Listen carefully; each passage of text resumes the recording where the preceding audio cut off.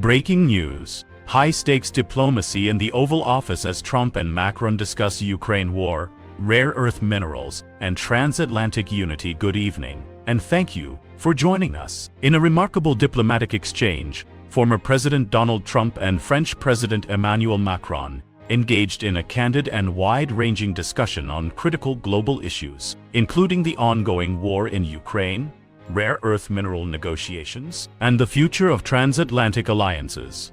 This meeting, held in the Oval Office, took place on the 3-year anniversary of Russia's invasion of Ukraine, a poignant reminder of the human and geopolitical costs of this protracted conflict. In a surprising revelation, President Trump stated that Russian leader Vladimir Putin would be open to accepting European peacekeepers in Ukraine as part of a potential deal to de-escalate the war. Trump emphasized that Putin is not looking for more war, though many analysts remain skeptical of this claim, given Putin's long-standing ambitions to expand Russia's borders. While Trump praised the unity among European nations during recent discussions, Macron underscored the bravery of Ukraine and its people, who have borne the brunt of Russia's aggression. Another significant development emerged when Trump announced that the U.S. is nearing a deal with Ukraine to share profits from its vast deposits of rare earth minerals. Treasury Secretary Janet Yellen reportedly described the agreement as being at the 1-yard line. However,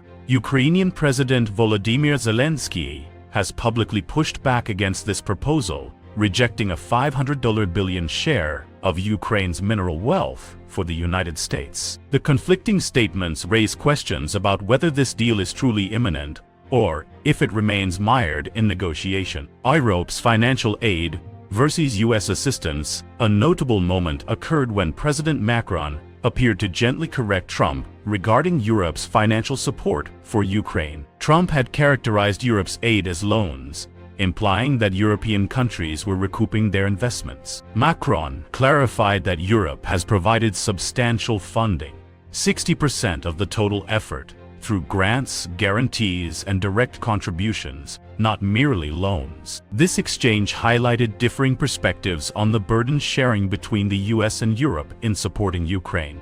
The conversation also touched on the fate of frozen Russian assets held in Europe, totaling approximately $230 billion. While these assets cannot legally be seized outright due to international law, their proceeds may play a role in post-war reparations. Both leaders agreed that Russia, as the aggressor, bears responsibility for compensating Ukraine and other affected nations. Perhaps most striking was Trump's assertion that the war in Ukraine could end within weeks. While optimistic, this timeline seems ambitious given the complexities of the conflict.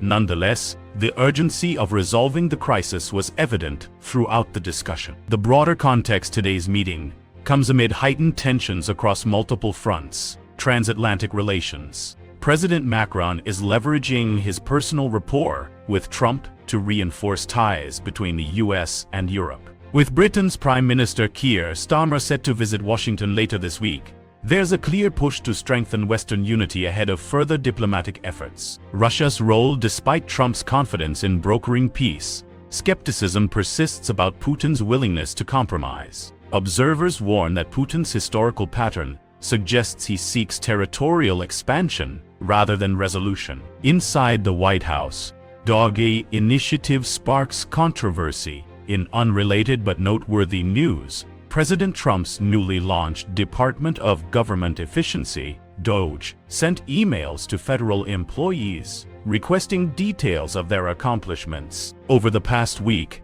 while Trump defended the initiative as a stroke of genius, several agencies, including the Department of Justice, instructed staff not to respond. Critics argue that such measures risk alienating career civil servants and undermining institutional expertise. As the day concludes, reporters await further insights during the afternoon press conference.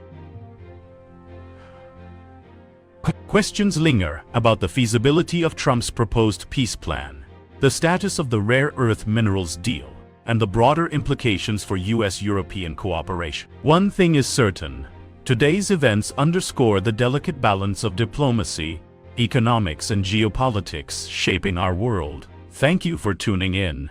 Stay with us for updates as this story continues to unfold.